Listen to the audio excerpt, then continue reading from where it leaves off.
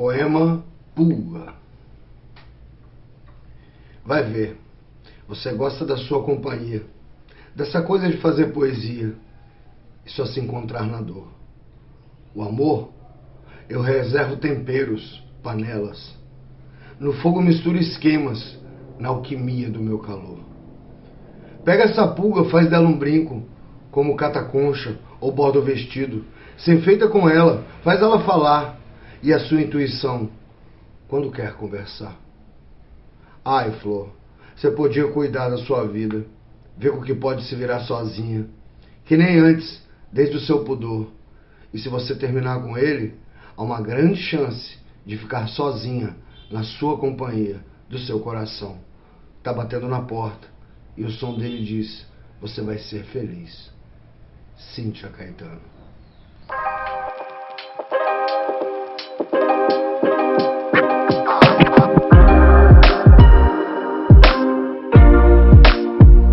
Olá, sejam todos muito bem-vindas, bem-vindes e bem-vindos. Obrigado por ter dado play. Esse daqui é o Linha, Letra e Verso. Uma loucura que a gente arrumou no meio desse caos para falar de poesia, de arte, de literatura e, claro, falar de toda a escrita que a gente está fazendo aqui em solo capixaba. Eu sou Estão Miranda, trabalho com arte e cultura, sou produtor, escritor e trabalho também como social media. Hoje a gente deu início a essa jornada aqui do Linha, Letra e Verso para trazer um pouco mais e com uma outra linguagem, uma linguagem mais crítica, uma linguagem mais alegre, uma linguagem mais nossa, sobre tudo que passa na escrita capixaba e na escrita periférica.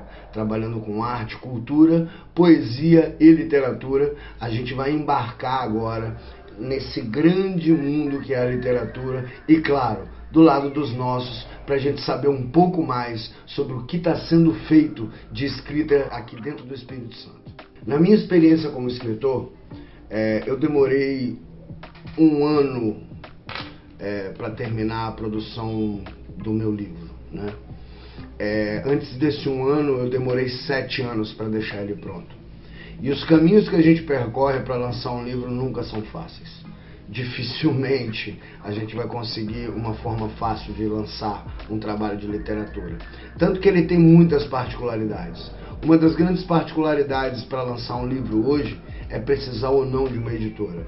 Existem vários métodos de lançar livros de forma independente, todos eles muito acessíveis, mas também existem várias editoras abertas prontas para receber os trabalhos originais e muitas das vezes não chega na gente essa notícia. Pois é. Esse programa vai trazer todas as informações para você que quer lançar o seu livro. Vai trazer pessoas para trazer a sua experiência também, saber como eles fizeram o lançamento dos livros. Quem são as editoras capixabas que trabalham e fortalecem os escritores capixabas? Qual é essa literatura que está permeando por aí, entre fanzines, livros? Como andam as formas de lançamento independente, como a Wiclap e a Kindle? Então a gente vai percorrer todo esse esquema, o que tem acontecido, quem tem fortalecido e qual é a forma. Porque existe uma pergunta muito grande. Existe ou não uma literatura capixaba? A academia, por exemplo, e os meios acadêmicos dizem que não, que isso é uma pergunta que não dá para falar porque o capixaba ele não lançou um estilo próprio, uma forma própria, né, de escrever. Porém, o dia a dia mostra o contrário. Nós temos nossos escritores, a nossa literatura, o nosso público, e na maioria das vezes ele é muito feliz. Então, essa pergunta que fica: existe ou não uma literatura capixaba? E essa literatura capixaba está sendo ou não divulgada? Essa é apenas uma das coisas que a gente vai trazer nessa sequência de programas. Além do que, é muito difícil definir se é ou não literatura capixaba. Por exemplo, se um escritor capixaba tem mais de um livro lançado e ele lança um livro fora do Espírito Santo, por exemplo, na cidade de São Paulo, ou num país, por exemplo, como Portugal, e acaba ganhando um jabuti.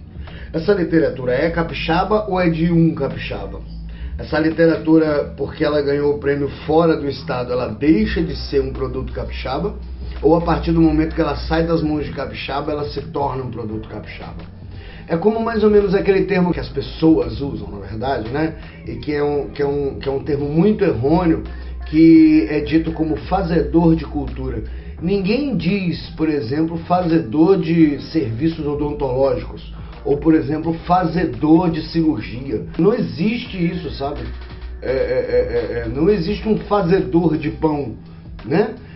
Então, esse termo de fazedor de cultura e arte, ele costuma ser muito pejorativo até, porque ele diminui o trabalhador, né? Ele não dá ao trabalhador a oportunidade de ser exatamente o que ele é, um produtor e um artista, o que acaba desumanizando o ofício dele, né? Porque quando ele deixa de ser um trabalhador, ele deixa de ter direitos, ele deixa de ter leis atrás dele, ele deixa de ter leis na frente dele, ele deixa de ter representantes legais por ele, e aí talvez ele não consiga se sindicalizar, talvez ele não consiga, em alguns aspectos, nenhuma brecha ou nenhuma entrada em meios que podem trazer uma profissionalização para ele. Então existe todo um problema quando você fala de fazedor de cultura. Da mesma forma, quando você diz que não existe uma literatura capixaba e não existe uma literatura feita no Espírito Santo que seja original. Basta abrir a fanzinoteca, né, do Espírito Santo, né? Existe uma base consistente e muita literatura feita com o nosso estilo, com o nosso viés e a nossa forma de fazer. Basta abrir as redes sociais que você vai ver várias pessoas escrevendo de forma única, por mais que não estejam em livros, por mais que não estejam SBN, mas são pessoas que estão escrevendo coisas originais e estão colocando e disponibilizando para o público. Ou seja, talvez não existe uma forma capixaba e um estilo capixaba dentro dos meios acadêmicos, dentro desses espaços que legitimam o que é e o que não é literatura, o que é e o que não é romance, mas esse é um micro espaço dentro de academias, dentro de salas com 10, 15 pessoas que simplesmente não conseguem definir quais são as escritas guarani que estão sendo feitas, não conseguem definir quais são as poesias quilombolas que estão existindo, não conseguem alcançar o que os povos originais, o que o movimento negro, o que os slams têm fabricado todo o santo dia, e simplesmente podem aí sim, a partir desse momento, com a ótica completamente equivocada, dizer que não existe uma literatura capixaba. Mas a literatura capixaba existe, é forte, é do dia a dia e atinge as pessoas para quem ela é feita. Então, existe uma literatura capixaba, ela é muito potente e ela tem ficado potente cada vez mais a cada dia que passa. É com esses assuntos que a gente vai permanecer trocando ideia aqui na Linha Letra e Verso e convidando você para dar um like, se inscrever, acionar o sininho e vir com a gente, porque vai ser muito bacana. Muito obrigado, valeu por ter dado play, isso foi só um bate-bola para a gente apresentar o programa e é isso. Esperamos vocês, logo a gente vai ter um próximo episódio, esperamos vocês. Valeu!